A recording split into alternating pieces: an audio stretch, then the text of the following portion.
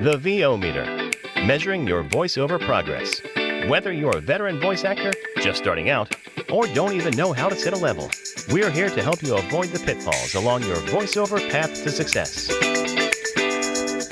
The VO Meter is brought to you by Global Voice Acting Academy, JMC Demos, Voice Actor Websites, Fidalgo, Roswell Pro Audio, and Vocal Booth to Go. The VO Meter is produced in part using Source Connect, made by Source-Elements.com. And now, your hosts, Paul Stefano and Sean Daly.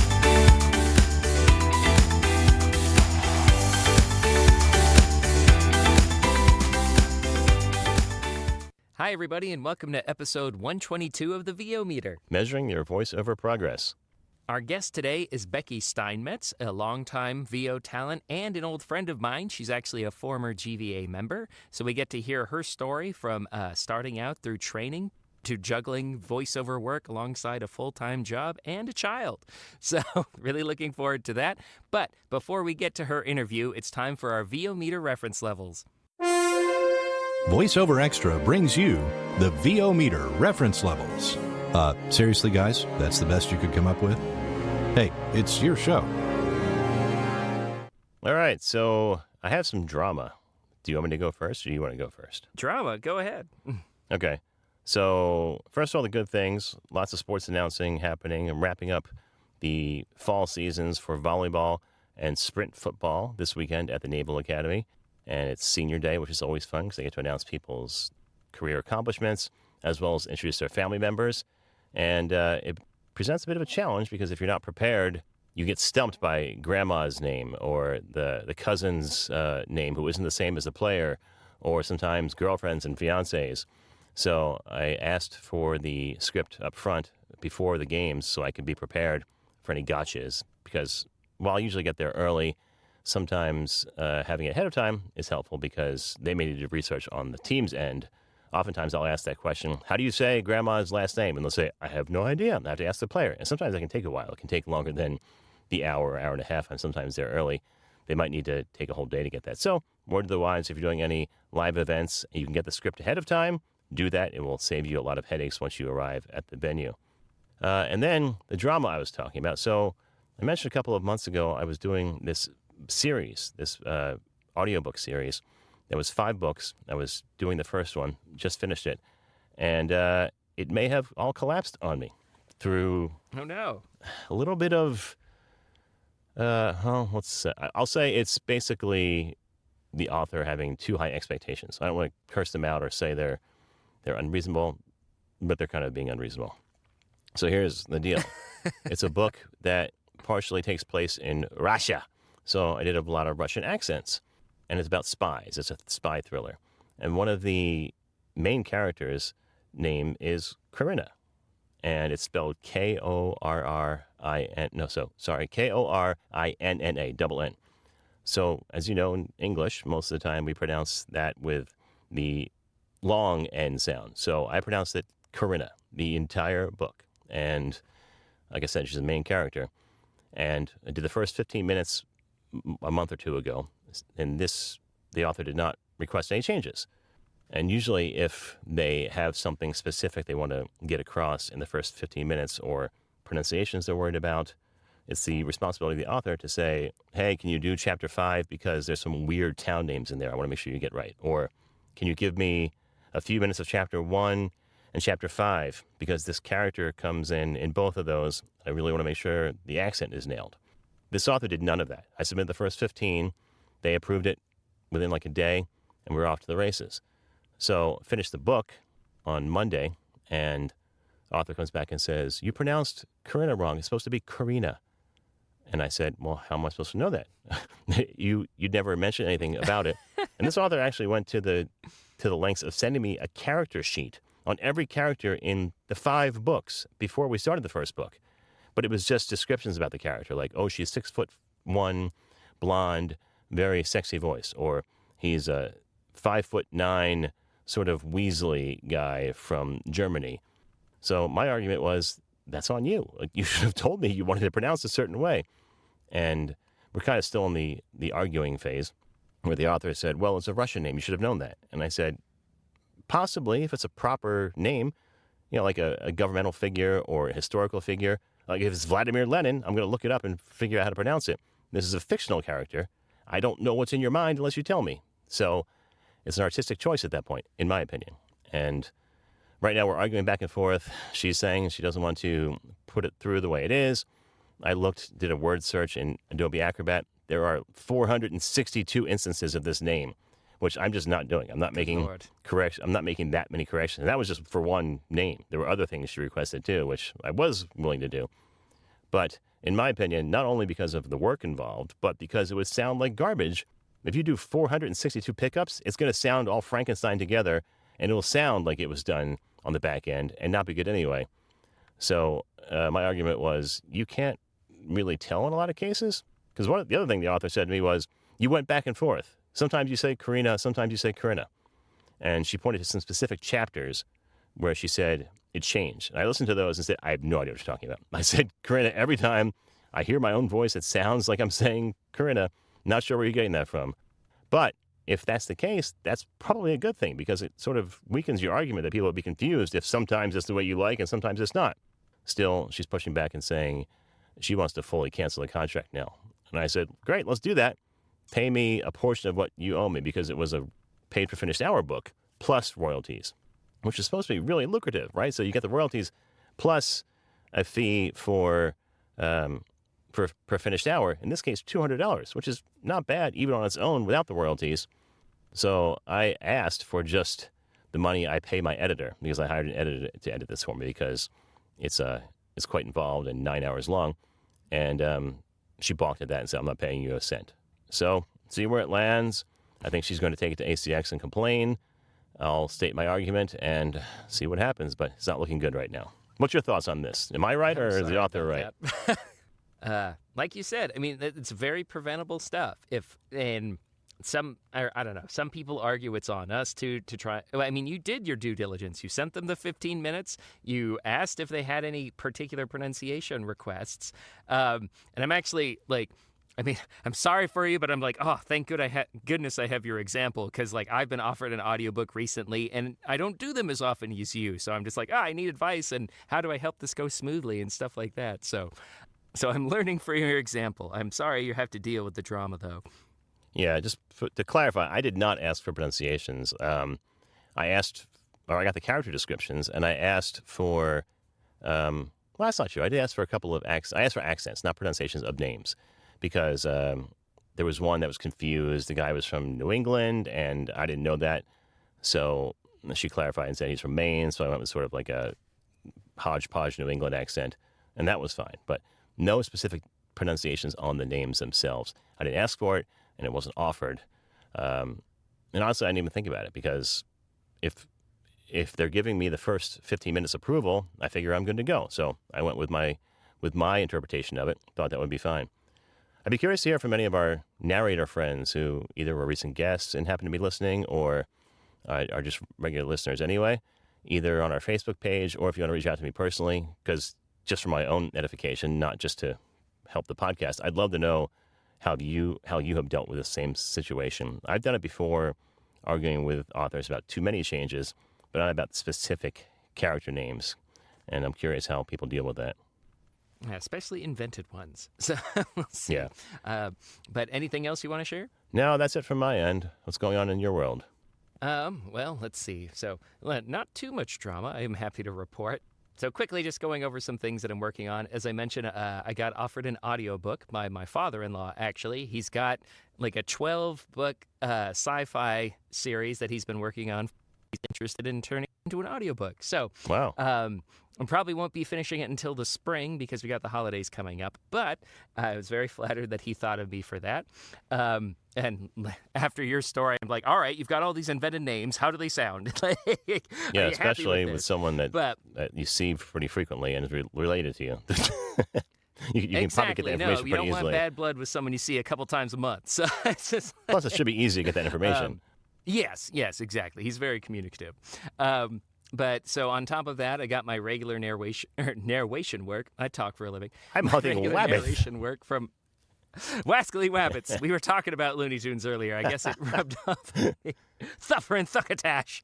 But yeah, I got my regular narration work for my international clients. I've been doing more motion comics for the Story Co. company. That's a lot of fun. And recently, I got cast in this audio drama production called Moxie Monroe, which kind of melds two of my favorite loves of film noir and Dungeons and Dragons. So very excited about that. I get to play kind of a sinister, thuggish type. He's a lizard man, a reptilian person named Slick. It's a very unsavory character, yes. So I had a lot of fun doing that, and that actually launches on November 8th on all of the major podcasting platforms, so you can hear it there. And I got to do a table read with those guys a couple weeks ago. And actually, I'll talk more about that in a minute. But I really enjoyed working with the cast, some great writers, some great talent, and hopefully they'll have me back to voice more characters in the upcoming episodes. So it's kind of just been work as usual, aside from like GVA and my VO work. But I kind of wanted to talk about it's fall right now, and you and I have both been getting like sick multiple times in the last couple of months. Yeah. So I wanted to talk a little bit about the autumn of our discontent. But yeah, like the last couple of months have been brutal. Like my wife got sick multiple times because like from her job, and then we had a little respite where we went to Walt Disney World with her family, and then we came back with COVID, and so we were both recovering from that. And then just this week, where things are finally returning to normal, and then our dryer decides to break and our outdoor stoop. So it's like now our house is falling apart. But all that's to say, it was it was really refreshing that we often joke in the VO industry where it's like, oh, you're not working, you want to work, go on a vacation. And boy, was that true. Like, I feel like I got more solicitations and like, can you record this or can you do this while I was gone than like the last couple months. And then when I got sick on top of it, like even more requests. But luckily, all of my current clients were like, oh, we want you to get better. Like, don't worry about it until you're feeling better. And the whole experience, like, I realized as I was on vacation and as I was recovering from COVID, I was just like, man, I'm really lucky that my job allows me to work from home. I can be flexible with my hours. And like by the end of all that resting and recovery, I was very eager to get back to work. And so it was just cool that I had this flexible lifestyle that allows me to take time off when I need to. And then I can make up for it after the fact by putting in some extra hours. So it's been had a lot of downtime, so I was just getting kind of introspective about these things. So just trying to find gratitude where I can. Yeah, it's a bit of a double-edged sword. First of all, welcome to home ownership. That's basically your life from now on. There's always something breaking that you have to put money into. Yep. But yeah, you're right. I had the Good same old money situation. I was sick multiple times the last couple of weeks. Actually put a bit of a delay in that book I was talking about. And yeah, I had to make it up over several weekends to get it done. So it is nice to be able to do things on your own time. I do struggle sometimes, though. I think we talked about this with Christy Bowen when she was on, that sometimes I feel if I don't have anything to do on a random Thursday afternoon like today, that I feel like I'm not doing enough. Like I need to do something to make myself feel useful, even though I spent all last weekend working. So it balances out. But sometimes in my mind, when the whole rest of the world is doing it 9 to 5 and I'm like, eating Cocoa Puffs at 2 p.m, I feel guilty. No, I feel that today. I mean, like, because with all the things that was going on this week, I like really front loaded my week. And like by this point, I'm dragging. Like, so it's just like I'm doing all of the urgent, like obligatory stuff. And then other than that, I'm just like, I'm still trying to fix our damn dryers. It's like, it's important to remind yourself to slow down a little bit, especially if you have the opportunity to kind of pick up some of the plates you might have dropped. You have to save your voice, too, because if you are behind and you spend a bunch of time catching up in what should have been downtime, you have to remember that if you have a session on that following day or a live event like I have, sometimes I just have to shut it down and say, even though I missed the last 2 days, I can't put in 6 hours today because my voice will be shot for the lacrosse game I have to do tomorrow. So sometimes you have to just sacrifice it. Yeah, it's really difficult telling yourself no sometimes, like especially when you've worked so long to build up the constant work, right? Yeah, absolutely. But it all balances out in the end, I think, as long as you're still eventually getting the work done and and still taking care of yourself at the same time. But that pretty much wraps up my VO meter reference levels. Anything else you want to talk about? No, but we have some exciting questionable gear purchases coming up right after this. Questionable gear purchase. So no new gear for me this time, but I just wanted to share I had a very positive experience with the folks over at Source Connect. As you guys know, I updated my Mac Mini this year to the M4 version. Love it. It works great. And like I said before, I love Mac machines because they're so easy to do a data migration and be off to the races with your new machine. And I was for a while. Source Connect was working fine, but then eventually it was no longer recognizing my license. So I set up a little support session with their folks, and then it took a couple of days. And when I showed up, not only did they help reactivate the license for the new machine, but they're like, oh, we noticed that your port forwarding, your port mapping isn't up to date. So let me help you do that. And they were all remote controlling my computer. So I didn't have to do anything. I just kind of watched them like input whatever data they needed and properly configure my router. And even in my unique setup where I'm not directly wired to my router in my house because it's like halfway down the house. So I actually use an extender in the next room. And so they routed everything through that. And so I actually feel like this has been the most stable performance I've had in Source Connect in a while. So thank you very much for your help, Source Connect, and getting me back up and going. Who did you get for support? Did you get, 'cause a lot of times Robert or Rebecca, the owners, will just jump in and answer the support calls. Let's see. I think it was Sarah this time. It was someone I didn't recognize. Okay. Not that it really matters, but I really like that the owners of the company will often jump in and assist on the regular customer service line. It's pretty cool in my opinion. I was amazed with how patient they were, and they're like, even if I couldn't find some of the information they needed at the moment, they're like, oh, take a second, it's usually located here on the device or what have you, and they were incredibly accommodating, so thanks again. Very cool. Congrats. All right, well, tell me about your stuff so I can live vicariously through you. Yeah, well, I'm still trying to jump through hoops with microphones because I'm a moron, and I'm still currently using the AT. Never satisfied. No. So I'm still using the AT875R. And I think it's still the best go-to for me right now.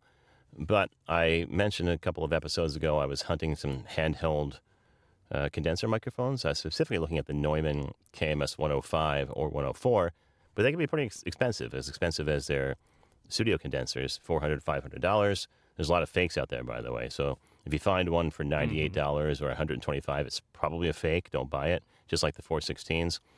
But there are a couple of Sennheiser models that are similar and probably on the inside identical. So the one I got is the Sennheiser E865.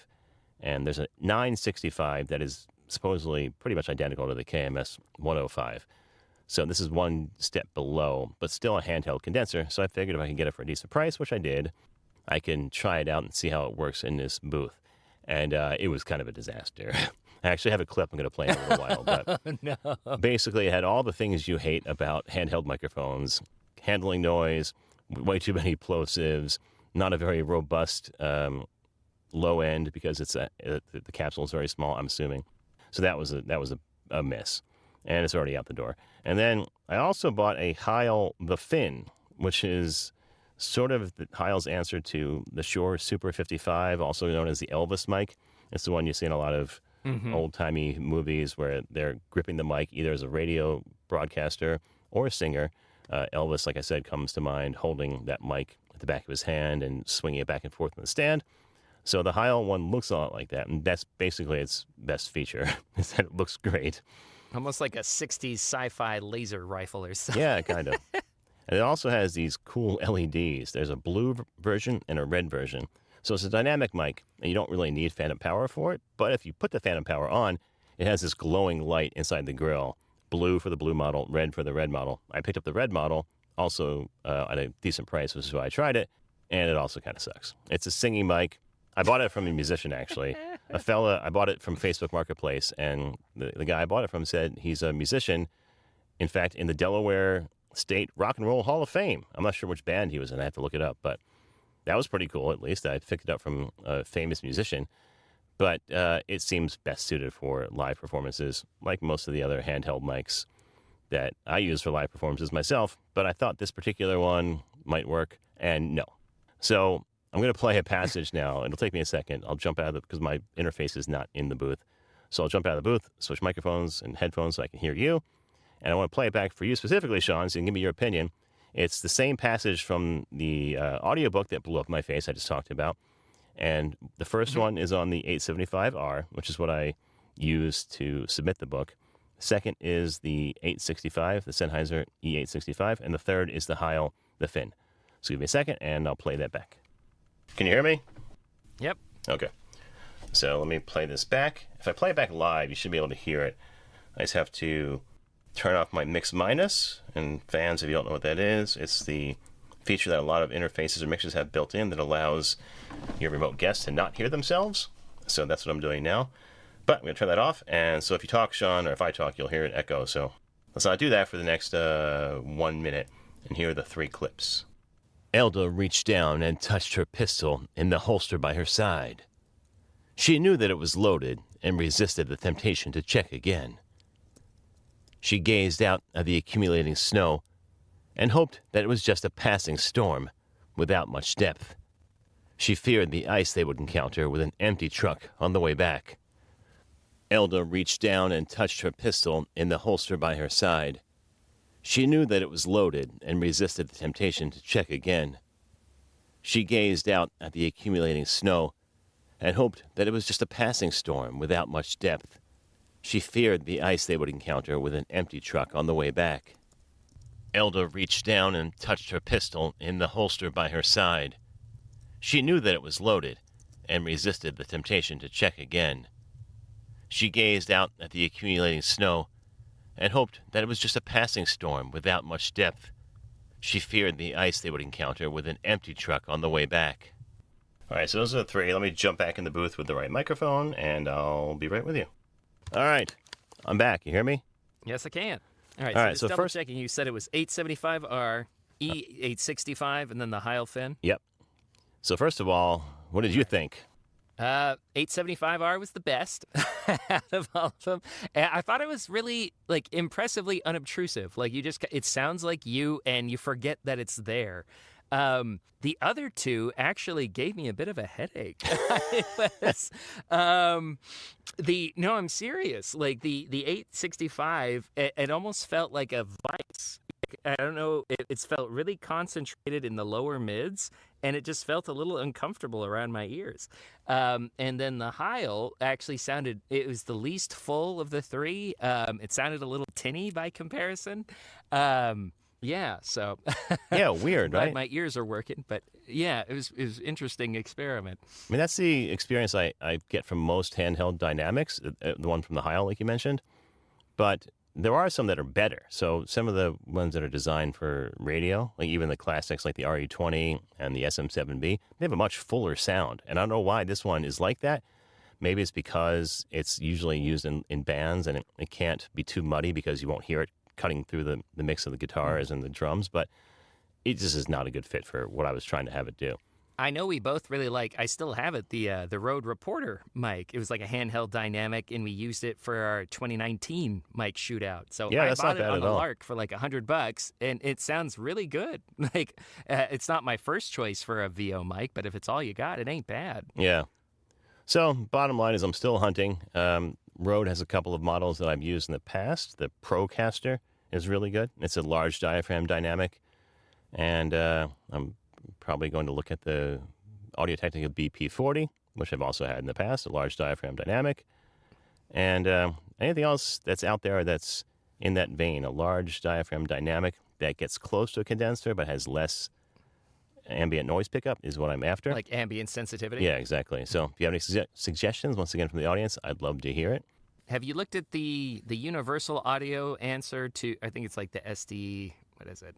Yeah, the SD1 looks very much like a Shure dynamic, but Yeah, we talked about this a couple episodes ago. Uh. I bought the SD3, the SD7, which is a smaller version of that has the modeling technology. And it was really good on its own. Like the only problem I had was that it's really an instrument mic, and it had too much sensitivity to plosives, and which I always think is weird because you would think for an instrument mic it would get blasted with high frequency or high SPL, every instrument like I've tried, and I've tried a few, has had that same issue. Like the Sennheiser 609, same thing. Can't control the popping on it. And but I do like the sound a lot of that series, so I am eyeing up the Universal Audio SD1. That might be the next purchase. Cool. I've also had my eyes on the Earthworks Ethos for a while. It's like a little bit more than that, like $350 new. Looks Our really friend nice. Ken Foster uses that a lot. Oh, nice. And one of my favorite content creators, the Nando Cut, uses it as well. Looks really good on camera. It does have that kind of Shure SM7B look to it, but it's like it's got a nice kind of chromy appearance, and it's It looks a little bit like a bong, supercardioid condenser. in my opinion, which is not a bad thing. Talking about, but Or so I've heard. Oh, so I've heard. Yeah, no experience. But anyways, as you can see, there's no shortage of audio equipment for our gear lusty eyes. No, it'll probably never stop. There was one other thing I wanted to mention. When I first bought this Sennheiser, I thought it was fake because it had a really tinny sound. It sounded worse than the Heil as far as the lack of low end, even lack of mid end. It sounded like it was cutting everything off below like 150 hertz, which would be way too high for a filter. So I actually contacted the seller. I bought it from eBay. And I said, "This is a fake. I want my money back." And the guy said, "I assure you it's not a fake. Here's a serial number." And I figured out it was user error. So I plugged it into a port on the mixer I don't ever use. I have 4, and I plugged it into port 3, and it started recording and listening back. Turns out there was some processing. This mixer I have, the Tascam 4, has some DSP processing, which I do use. I use the expander most of the time, using it right now. But it also has some more heavy processing that I did not know was on. I guess it defaults that way when you get it from the factory, because I've never used this channel. So once I figured that out and turned it all off, then it sounded like you just heard, and the low end was there to the extent that it is naturally in the microphone. But I said, "Sorry, man, my fault. I totally screwed up." And this is the same problem, actually, from the last episode. We talked to Tom Downs, and he couldn't figure out why he was having like an artificial limiting of his sound. Same thing. I called him the day after we had the recording. I don't think I mentioned this. I remembered what it was. The Scarletts, the newer versions, have an auto gain feature, and so do some of the other products from Focusrite, like the Bowcaster. So I said, "Do you have the auto gain on?" And he said, "Yes, I do. I have no idea what that does." And I was like, "That's what it does. It artificially cuts off the sound if you don't set it right. So turn that off, and you should be fine." And he hasn't contacted me since, so I think he was fine after that. The wobulous world of VO audio. So word to the wise, make sure you know what your settings are and either save them if it's an electronic setting, or make sure you know where your dials and knobs are on a traditional interface or mixer, and they can stay there when you go back to record something that needs to be the same as it was the last time. Like an audiobook or a retake of a commercial, you have to have the same settings and same microphone, which has been a problem for me. But you have to have the same equipment and same settings when you record for a repeat client. No, great advice. And especially nowadays when so many like microphones and interfaces now have inbuilt software that it's a lot more complex than just kind of plug and play like a few years ago. So if you're not familiar with stuff, read the manual, test the settings out before you record, and make sure things are the way you want them. Yeah, well, that's what got me. This is an electronic setting buried deep in the menus, like 3 or 4 layers deep in the menu. And it was not based on a dial or knob. So it really got me until I dug a little bit deeper. Well, that wraps up our questionable gear purchases. We'll get to our interview with Becky Stinemetze right after these messages. Walgreens, because it's flu season, and you live in a place with doorknobs and handrails and, people. We tried booking a vacation rental on one of those other websites. They don't always tell you everything. The stars take it to the red carpet. We are back live from the red carpet. California leads the way for change in America, and so does Kamala Harris. Rated M for mature. Claire Redfield. And who exactly are you? So, yeah, what hashtag should I use to describe a grown man in a tuxedo wrestling a goat? And prior to 1933, many of them belonged to a variety of political parties that were now outlawed in Germany. This is the story of how Q got curly. Quinn was crazy about curls. Curly fries, curly straws, curly-haired dogs. Hey, Jay Michael here. Thanks for listening to the VO Meter podcast. It's one of my favorites. If you're looking for a great demo like the ones you just heard, check out jmcdemos.com for more information. How many times has this happened to you? You're listening to the radio when this commercial comes on, not unlike this one, and this guy starts talking, not unlike myself. Or maybe it's a woman that starts talking, not unlike myself, and you think to yourself, geez, I could do that. Well, mister, well, missy, you just got one step closer to realizing your dream as a voiceover artist, because now there's Global Voice Acting Academy. All the tools and straight from the hip, honest information you need to get on a fast track to doing this commercial yourself. Well, not this one exactly. Classes, private coaching, webinars, home studio setup, marketing and branding help, members-only benefits like workouts, rate and negotiation advice, practice scripts, and more. All without the kind of hype you're listening to right now. Go ahead, take our jobs from us. We dare you. Speak for yourself, buddy. I like what I do. And you will too when you're learning your craft at Global Voice Acting Academy. Find us at globalvoiceacademy.com. Because you like to have fun. Hello, everyone, and welcome to the interview portion of this episode of the VO Meter.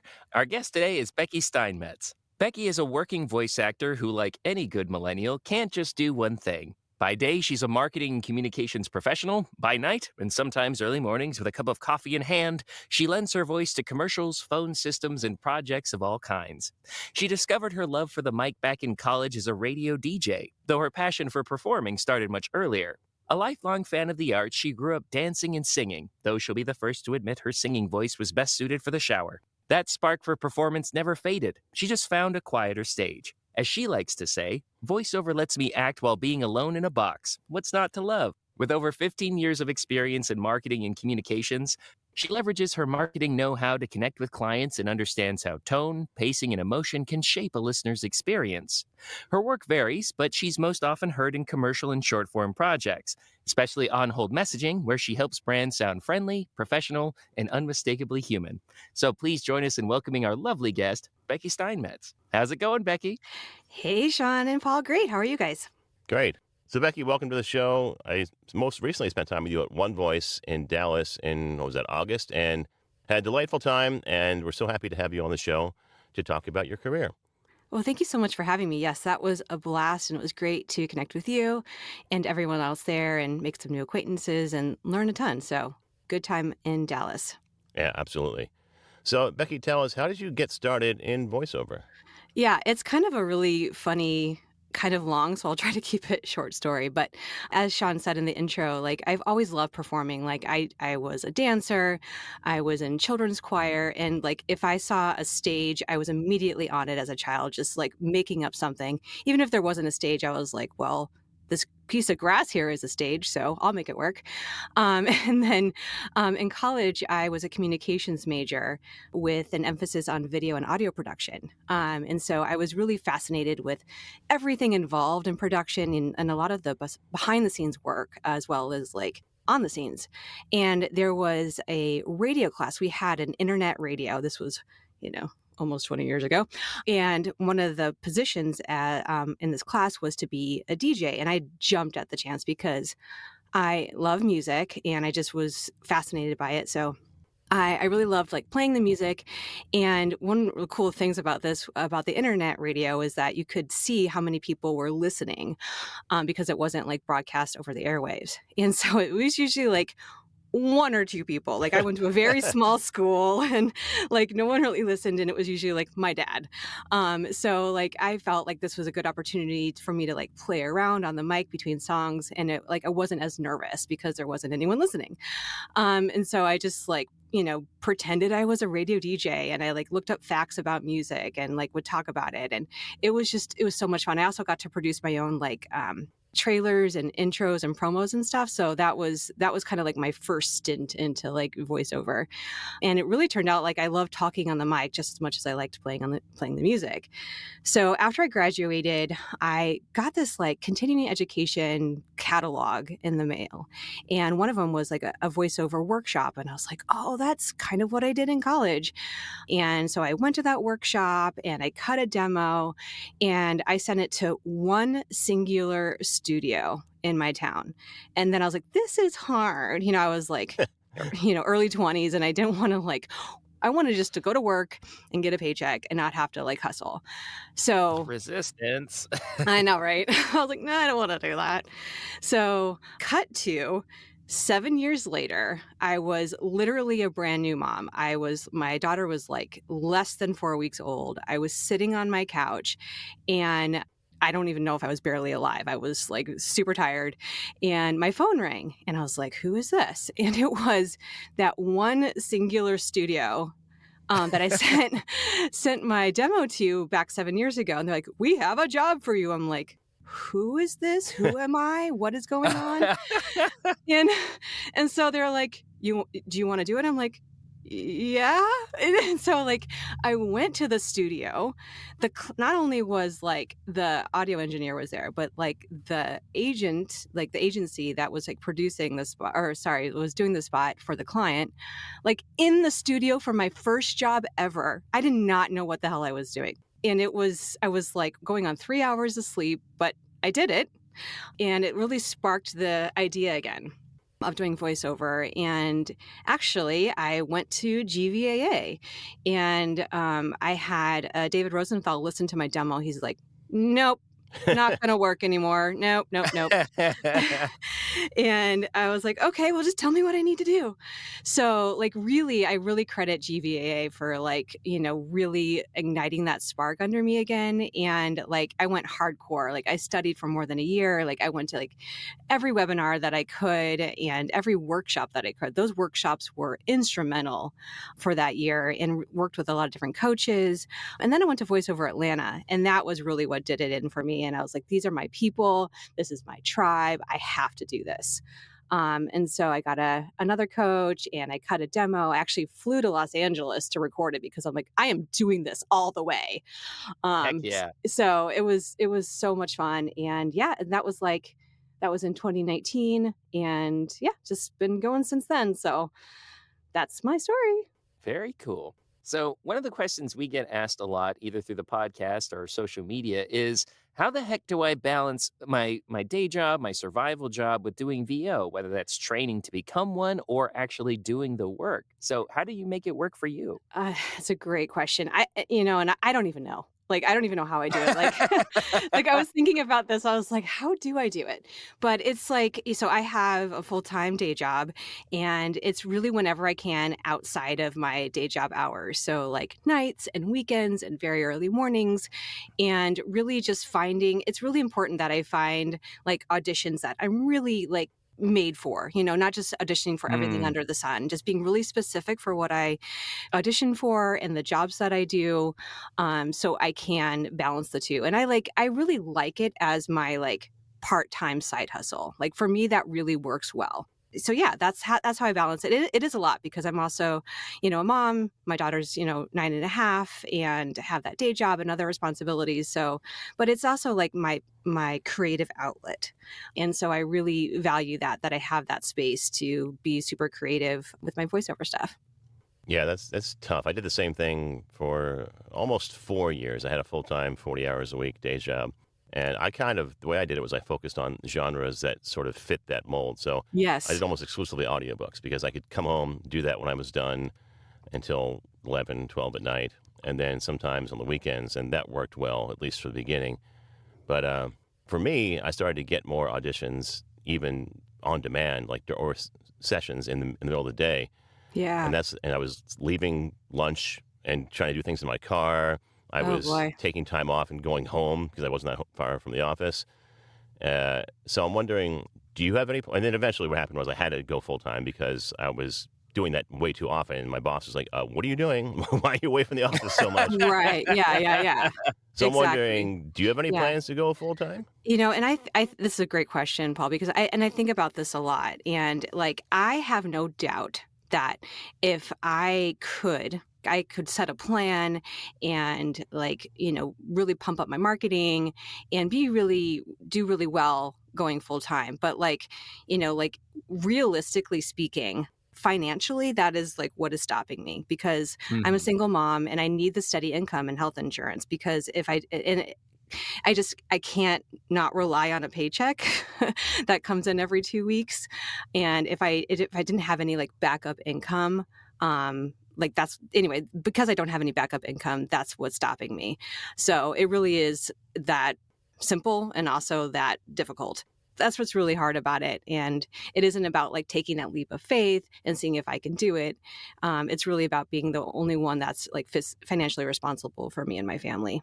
Yeah, kids suck. Well, that's one of the biggest caveats. Yeah, it's as you know, I have well, I don't three. have them, guys. But anyways, no, I understand completely, and it's interesting because we deal with a lot of either students at GVAA or just frustrated aspiring talent who it's like they feel ashamed that they can't go full time, or they feel like less than some of the professional talent who can, and it's just the reality of the situation. Right. Like, even if you're a successful voice talent, Mhm. this job does not have stability. Like, it's Right. just the name of the game. And it reminds me, I was actually watching a random YouTube video on how to be a professional dungeon master of all things, and there was a lot of Wait, you mean D&D, right? Yeah. for D&D. But it's like, no, I know trust me, there's a relevant tangent to this.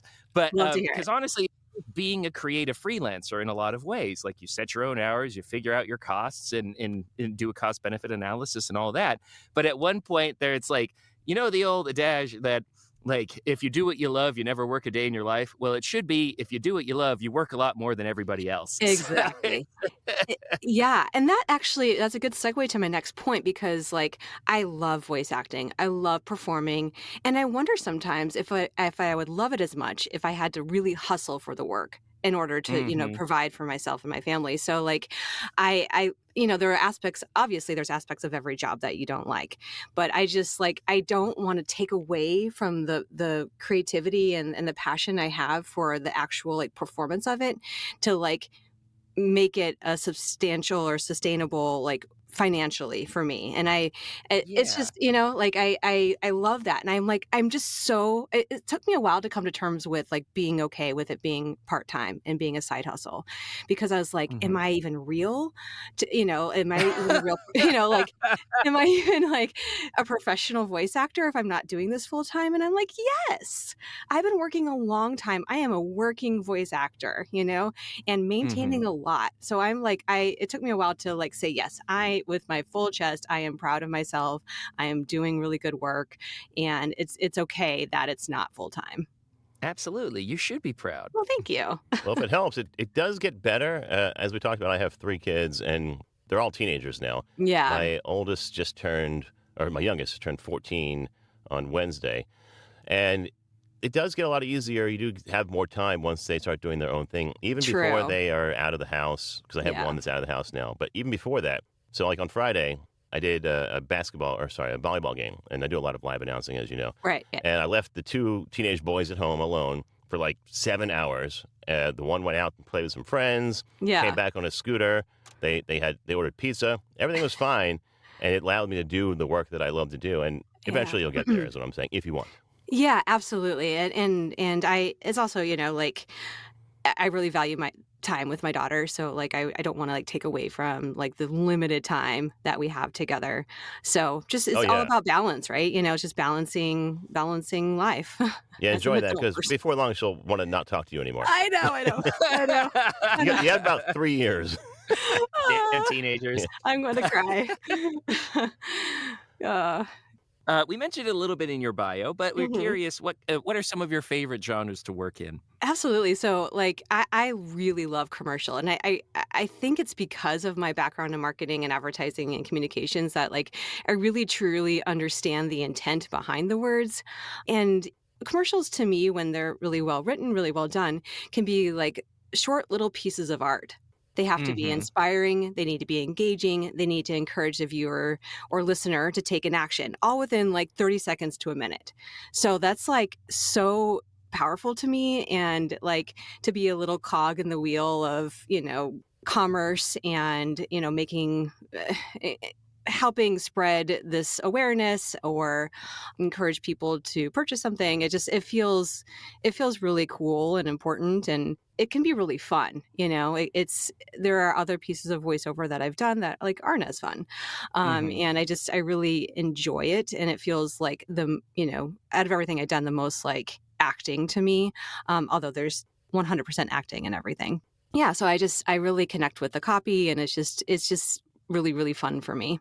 really refreshing to hear because I've been working with some newer talent lately who have just like very often they might have like character aspirations, but we often encourage people to at least try commercial work because it's kind of a roundabout way to get agency representation. And then you might get some Yes. character work and stuff like that. But they're frustrated because they're like, nobody talks like this. And I hate Yeah. selling things. And so I'm just like, well, you gotta get used to it. So Yeah, and yeah. I wish everyone could approach it from your mindset. Oh, Like, thank you. yes, we are trying to sell, but the way I do it is like I'm trying to help make people's lives better or Yep. easier. Yep. So if I do it from a place of, I don't know, delusional nobility, then I can do it. Yeah, exactly. Yeah, you gotta have to like, what is that suspension of disbelief? You know? Yes. Yeah. Uh, so, and it's also like I really, Paul and Sean, I don't know if you do audiobooks, but so major props to audiobook narrators. Like, I truly do not understand how you all do it. It's just, it baffles my mind, and the endurance that you need, and just to keep that up for so long is like magic. So it's really awesome that you guys do that. It's not something that like I do or have any desire to do. So Well, I know Paul is like very self-motivated in that area and just yeah. produces and does the whole thing Yeah. solo. I Oh my need an gosh. engineer. Like I need a team. I need someone who's Yes. like, all right, you're going to be in the studio for 3 hours. We're going to knock all this stuff out. I'm going to do the editing, and then you just come back tomorrow. That's the only way I've been able to get through audiobooks. Yeah. Well, that's, if I did, I guess that would be the way that I do it, because that would be excruciating for me. I love having an engineer.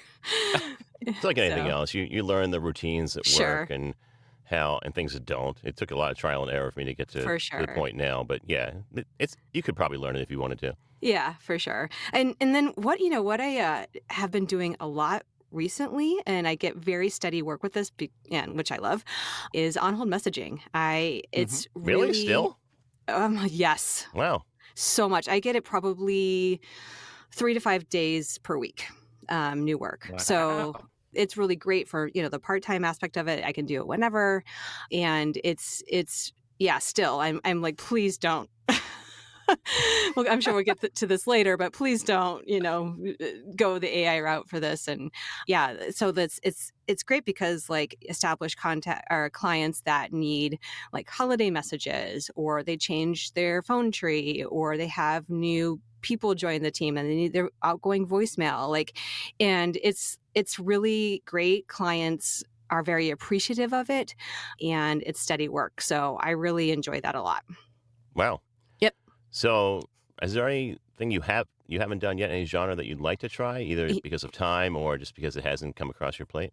Yeah, I mean, like you were just saying, Sean, like any voice actor, I think, wants to do animation or video games. Like I am not like a character voice actor, although I maybe have a couple of things up my sleeves, but I've seen you do a few. yeah, I could do like a weird Southern thing. Anyway, but like, like that seems like the dialogue aspect of it, I think I would really love, like anything like any dialogue that I've ever done, which hasn't been very much, has been really gratifying to me. So something that has dialogue, or that is like really invested in a storyline, I really break out my acting chops for those genres, and I would really love to do that. But again, like if I had time to do that. And then I would love to do more like voice of God.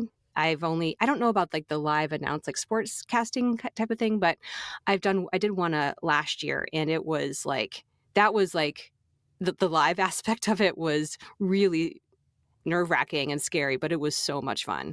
So I would love to do more of that too. And then also, like I mentioned my daughter earlier, she has somehow caught the bug and is now auditioning too. So like I've put on my director hat, like I come into my small booth with her, and like I need to tell her like, stop moving. And she is like, I am so proud of her. She just like has this really good intuition, and when she like actually pays attention, and she's she's 9 years old, so like reading, she's just basically has learned to read a couple years ago. So it's been really fun, like helping her with auditions when I get them, and seeing her so excited about it too. So that's been really fun. That's Sweet awesome. old nepotism. No. Yeah. But no, I mean, it happens so often, and I think it's because like creative parents create creative kids, Yes. right? So Yeah. It's Yeah. actually, I found it really easy. All three of my kids did a number of jobs. For some some of the time they were booking more than me. Yeah. I don't know if you know this, but Bidalgo, sponsor of the podcast, has free accounts for kids under 18. So you can create a full profile for them. They'll get auditions just like you do, and it's totally free. It's one of the main reasons I love Armin and Bidalgo. Yeah, they're great. I'll look into that. Thank you. So switching gears to gear, can you tell us a little bit about your home studio and how much of your recording is done in studio versus your home studio? Yeah, great question. So pre-COVID, I did more away from home, but like now it's 99.9999% of what I do is from home. I'm a part of a local like advertising association board of directors here, and we do this big event every year. And one of the people on the board is like owns a studio, and so like I do this pre-recorded like Voice of God thing at their studio. But other than that, like everything I do is from home. But so you want me to tell you about my home studio? Yes, please. We are total gear geeks. We are gear nerds. I know. I was a little intimidated because it's very, very simple and it works so well for me. It sounds great. Well, thank you. I've worked really hard to make it sound really well and be equipped to do like live direction and things like that. So I have a booth that was purchased from this company called Complete ISO Booths, and it was within my price range, and it came on this like huge 6-foot pallet, and I had to hire a TaskRabbit guy to come out and put it together for me because it was so big and heavy. But he did a really good job. And my microphone is a Lewitt LCT 440 Pure. It's on the lower end of like the price range, but like this is such a good microphone for me, and I've had it for 6 years, and it's gotten me through a ton of work, and it does a really good job. And then I just have a simple Steinberg UR12 audio interface connected to a MacBook Pro. So very simple, and it works really well for me. Now, that Lewitt mic is awesome. They sent me one a couple of years back, and I reviewed it on the show. Okay. It was great. I loved it.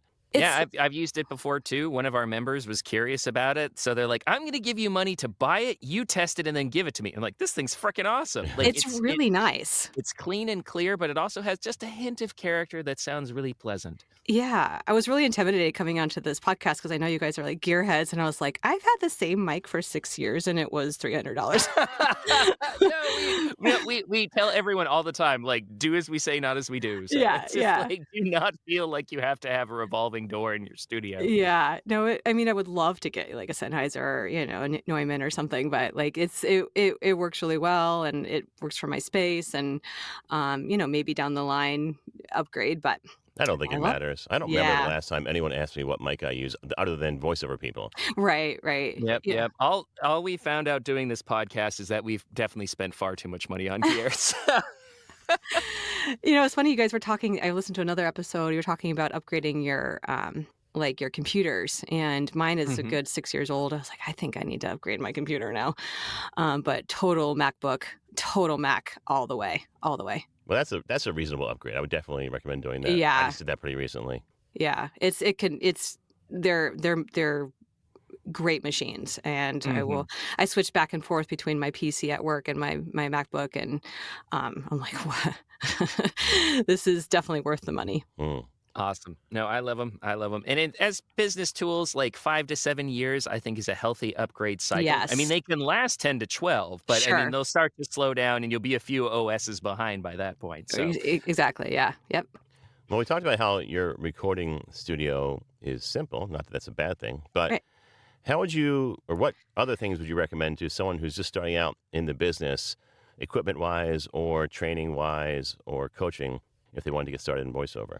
I love this question. I think about my own experience and what I've heard from other people. And so what I did with my daughter is I'm like, hey, read the back of the shampoo bottle, read the back of the cereal box, because those are like little tiny commercials, because they're written that way. And just read it out loud, see how it sounds, record yourself on your phone, get your voice memo, and just get used to hearing yourself, because if you can't listen to yourself, then you're not going to do well. Listen to audiobooks, listen to commercials without fast forwarding or changing the station. It's really about understanding where voiceover is currently and possibly where it's going. Also, just understanding the different genres that are out there and what you're interested in, what you're drawn to, what you think your voice would be good at or marketable to. That's important too. You got to have to be real with yourself. I'd really love to do I don't know, audiobook Animation, yeah. animation or something, and you're like, well, I don't know, something that just wouldn't work with your voice or what you want to do. Like me, like I do not want to do long form, so I'm not going to do audiobooks. It's like important to know that and understand that, and then like join a ton of like Facebook groups. There's so many like voiceover groups out there, and stalk them and see what people are talking about, what questions they're asking. And then I know GVA is a sponsor, but like I will praise them forever and always because they really, really supported me when I was just starting or starting again. And just do as many workouts as you can. And like the thing I loved about those workouts is that you get to hear other people. Obviously you get a chance to like read for the coach or person and get direction back, but also like, hearing it and like training your ears is just as important. And like thinking, I'm like, oh, what would I have done differently, or what kind of direction would I give this person, is super important. And you guys have really great webinars. And then like find a reputable coach. Don't get one off of a paid Meta ad. Like, don't do that. Like I see them so much more now. I'm like, oh God. Like go to GVA or Gravy for the Brain or one of those really great voiceover. Look at our guest history on this podcast. Look at the guests. Yes, so many. And just see, like, look at conferences and see who the speakers are. Just like find a reputable coach and do some interviews and like, don't just pick the person that like has won the most awards or something, like it's really important that or like cost the least, like it's important to find a really good coach that will like not try to swindle you or be some sort of snake oil salesman. And that's what those Facebook groups are good for too, is finding really good coaches and people's opinions on them. And then like listen to podcasts like this one. So to get an idea of what it means to be, huzzah! Get an idea of what it means to be like a working voice actor, like really what it takes, because like I think, I'll toot my own horn. Why not? Like it's hard. It's really hard to be like a freelancer and to like, work to hustle to get paid.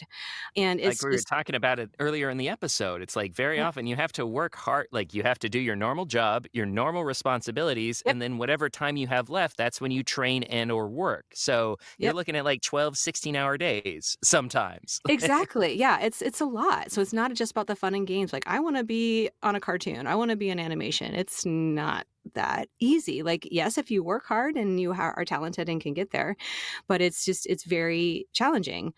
Talk to people that are doing it, learn the challenges, like the money it takes to get in. And I haven't even talked about like gear, and like, so like when I first started, I had this like, those Zoom handheld recorder things. Like, Yeah. Oh, yeah. I had one of those and I went into my closet, which is a great place to start. There is like, the clothes are great, deadening material. And just, I went and I would find stuff on ACX and just kind of read that and listen to it. And, Audacity is a great tool, open source and free, I think still, hopefully. And just really just start practicing and all of that together, and you can set off, and that's just like getting started, and I think that's a great way to see like if you're up for it, if you find the genre that you like, and then you can start working on cutting your demo. But that's what I did, and it worked really well, and I really did find a love for it by doing all those things.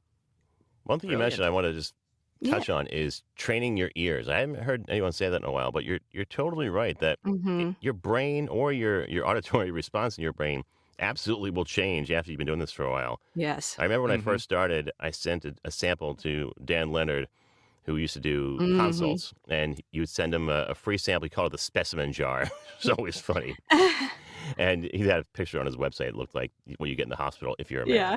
Anyway, so I sent him that, and I thought it sounded great. And he pointed out all these things that were wrong with my booth at the time. It was just a blanket booth inside my house where there was cars outside and the kids screaming because they were all under 10 at that point. And he pointed out all these things that I didn't even hear. And then cut to, 6 years later, I went to a Bruce Springsteen concert in a huge baseball stadium down in Washington. And all I could hear was his mouth clicking on the microphone.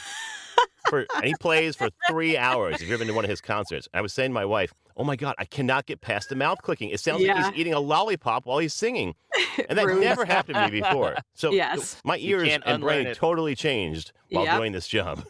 100%. Yes. You will start hearing everything, even like national broadcast commercials. I was like, really?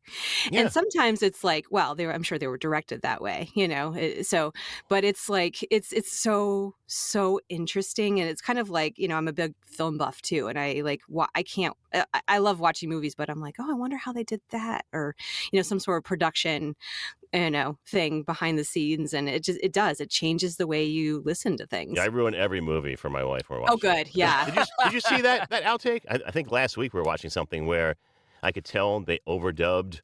They did an ADR line with the actor, but his lips were still moving. Oh, no. You could tell it was the back of his head, but it was an angle, like a 45-degree angle where you could see his lips moving. I was like, see, Jen, they redubbed that. She's like, yeah, that's great. No one else cares about how the sausage is made. It's so funny. Like, it's my partner loves that because I do that too. He's like, tell me more. What are you seeing? Oh, really? Like, yeah. So I was like, thank you. You must not have been together long. My wife and I are going to hit 23 years this year, and she doesn't give a shit at all. yeah, we're only at like 2, so there you go. We have time. But we're so glad that you mentioned that, because I often tell people you have to be a student of media, you literally were for a very long time. Yeah. So it's refreshing to hear how important it is. It's really important, yeah. And I still do it too. I still stalk the Facebook groups. I still listen to commercials. Like, I still get coaching. It's like doesn't stop once you cut your demo and start getting work. It's like it's an ongoing craft that you have to work at. Mm-hmm. Well, you've always been an excellent student and collaborator to work with. And I just wanted to shout you guys out because some of you guys might know I often send out what I call my voiceover career and considerations resource document, which has recommendations for training, for gear, for a bunch of free or inexpensive resources like books, blogs, and podcasts. And Becky was kind of the seed of that document because she and a fellow friend and GVA member, Michelle, asked me to be a presenter for a local workshop they were doing for a bunch of talent who were interested in pursuing voice acting and particularly finding a VO coach. And my whole point with that is like, there is a litany of resources, like reputable resources. And so many people get analysis paralysis or are worried about being taken advantage of that they don't even bother trying anything.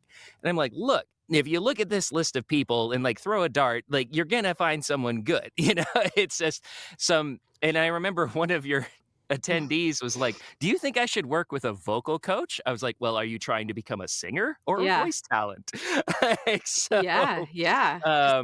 But anyways, so that presentation, my notes from that presentation turned into this resource document that, because I just found myself saying the same recommendations over and over again, I was tired of it and I was getting carpal tunnel. So I just put it all in a document and could just send people a link to anyone who's interested.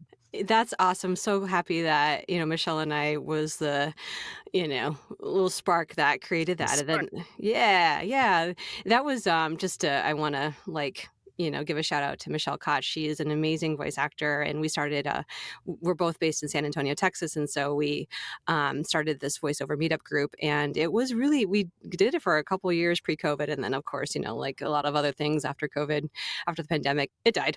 But it was really fun. And we met some great people. And like, I see some like people that we had in our meetup group that are like, doing amazingly good things. And I'm like, awesome. Wow, we have some really cool talent in San Antonio. So like super proud of that. And that was such a fun time doing that. Maybe we'll start up again, with all the time that I have. Are you from San Antonio, by the way? Because I don't hear any accent whatsoever. No, well, it's funny because San Antonio really is a melting pot. So they're really, it doesn't have like a Texas twang or anything like that. But it, I am not originally, but I've been here more than half my life. I'm originally from Omaha, Nebraska, actually. That was where I was born and raised. Okay. Yeah. Well, they say your accent gets locked in at age 14, so it would be unlikely to change other than a few like, words. That's why Arnold Schwarzenegger still sounds like he just came from Austria. Right. I've been here forever. What do you mean now? I have no accent whatsoever. Yeah. I was governor of California. That one, yes, and we totally tangent, but we saw Paul McCartney. He was here last Saturday, and that man is 80 plus, and he still has a very thick Liverpool accent. Yep. And so I was like, oh, like he's been in the States a long time, but still has that. People always ask me how you do yesterday, man. I'm just doing my job, right? Plunking on the plunker, right? But I knew Not you were bad. good for it, Sean. I was like, I mean, I love Paul McCartney. I love Dana Carvey's Paul McCartney. You know, Smokey Dooby Dooby Dab, and I feel a little flu down on in there. But anyways, oh yes, exactly. That was actually more John than Paul, but okay. oh, that's right. John, John, he's kind of down here, and Oh, then that's Paul's a little bit true. more, you know. Anyways, so we could do Beatlemania another time, but Yes, well, I'm all for that. So kind of wrapping up on the interview portion. Yeah. So where do you see the future of voiceover? I know it's a big like bomb drop, but I mean, Yeah. any guesses or intuitions or Sure. So, first of all, we're all scared of AI. However, I don't believe as of right now the quality is where it needs to be. Like I took this really fascinating breakout session at One Voice this year, and like it was this ex-Google employee, and she was talking about how AI doesn't have the data, aka voices, needed to express the full range of human emotions. So like it's not where it needs to be. But the way it's going, it probably could evolve that way. And I'm not for replacing human voice at all, obviously. And I really support like what Nava is doing and Share, and they're educating both performers and creators and users of, AI or synthetic voice technology to really, foster that fair and equitable work for everyone. So it's really about educating and understanding like that there's humans behind that, and obviously not stealing people's voices and things like that. But I think like it's not going anywhere. And we might need to pivot, like just as Canva is taking jobs from graphic designers, and Wix and Squarespace are possibly taking jobs from website developers, AI voice services could be taking jobs from us too. And so it's like how can we kind of be aware of where it's going and pivot? And I'm not sure what that pivot is yet, but just kind of to be on a lookout for that. But I think one thing that's really important, especially I think with all genres, but just thinking about maybe commercial in particular, is like there's just authenticity and genuineness that is needed for those. Like you don't see a commercial spec saying announcer or like a robot, or unless it's like making fun of it or something like that. They like all like, and this isn't just voice in general, but like all advertising wants genuineness and authenticity. And it's so funny. It's kind of like the complete opposite of what AI is, And it's like, like the copy needs to be genuine and authentic. You look at social media posts and what brands are doing, it's like, there's not a lot of production value in their like videos. It's more of like influencer, which is like authenticity and shaky cam. I'm holding my mic in my hand. Yep. Like, yeah. And that's like a tactic, that's like, and it's funny because like I've been working in social media since like you could throw sheep at people on the Facebook. So like, do you remember that? Anyway, so like it's always been about that on social media. It's always been about authenticity and genuineness and like just being who you are. And so I think that I really hope that isn't going anywhere for voice too. It needs to stay there because like, people don't want to be seen as this like big, brand, like even like heartless Apple, corporation. corporate. I mean, even though they kind of may be, but they don't want to be seen that way. Like look at Amazon and like review, like they're based on reviews. So it's like, it's that genuineness and authenticity. And I really hope that aspect stays with VO as well. That's a very healthy outlook, which is good I hope to hear. so. I think so too. I mean, I feel like they're definitely experimenting and exploring all the ways it could be used. And like I've heard it being used from everything from audiobooks to commercials and on phone or on hold messaging and stuff like that. Yeah. But a lot of clients are coming back to actual talent. And again, I feel like it's really the bubble's about to burst because it's like all of the resources that we're putting into it and all of the companies that are doing it, their investors, they're coming up on, they're like, all right, guys, when's this going to start making a profit? So, Yeah. like, Yeah. Yep. um, Yep. And they're just not seeing it like as effective. And it's like, my daughter, I don't know, Paul, if you like your kids watch those horrible YouTube videos with the AI voices. And I'm like, I Yeah, cannot all day. stand and like, Ellie, you have to either put on headphones or go in a different room because I can't listen to that. It's like nails on a chalkboard to me. we And I have hope paid other streaming services. Use those. yeah, just And the beeping. Like my one son watches this channel that they audibly hear the people hitting the like button. It goes bing, bing, oh gosh, like every yes. 10 seconds or every 5 seconds. Yeah, that's a whole nother podcast. Yeah. Absolutely. Yeah. Being wired to a pachinko machine. Jeez. Yeah. Well, Becky, it's been a pleasure having you on the show. Yeah. Long time coming, honestly, but we're so Well, happy thank that we finally got you. it done. Before My you go, pleasure. where can people find you if they want to work with you or hire you as voice talent? Thank you so much for asking. Well, my website is a great place to find me and has all my contact information there. It's Becky, BECKY, voiceover.com. Really easy. And it links to like all my socials. Or you can look on LinkedIn. I have a ton of work that I post there, and you can just search my name. It's BECKY STINEMETZE. And I also have a YouTube channel that I use it as like a portfolio for my work when I get access to it. So you could also look there, same name, just search for my name and you can find me there. Brilliant. Thanks so much for being on the podcast. Thank you so much for having me, guys. This was so much fun and appreciate the time. In these modern times, every business needs a website. When you need a website for your voice acting business, there's only one place to go. Like the name says, voiceactorwebsites.com. Their experience in this niche webmaster market gives them the ability to quickly and easily get you from concept to live online in a much shorter time. When you contact voiceactorwebsites.com, their team of experts and designers really get to know you and what your needs are. They work with you to highlight what you do. Then they create an easily navigable website for your potential clients to get the big picture of who you are and how your voice is the one for them. Plus, VoiceActorWebsites.com has other great resources, like their practice script library and other resources to help your voiceover career flourish. Don't try it yourself. Go with the pros. VoiceActorWebsites.com, where your VO website shouldn't be a pain in the you-know-what. Thanks to Becky for coming on the show. I feel like I've said this with every one of our recent guests, but long time coming. Wish we would have done it sooner. But there's just only so many hours in the day and so many people we can get in the podcast. I mean, we've been doing it for, 8 years now. So I feel like we should have covered everybody, but there's not. There's so many people out there we need to talk to still. So, Becky, great story about how you got started and how you balance being a working mom and voiceover, and how you don't have to be a full-time, I'm doing my air quotes, voice actor to be relevant. You can still make a living, or at least a very nice side living, while working at a job at the same time.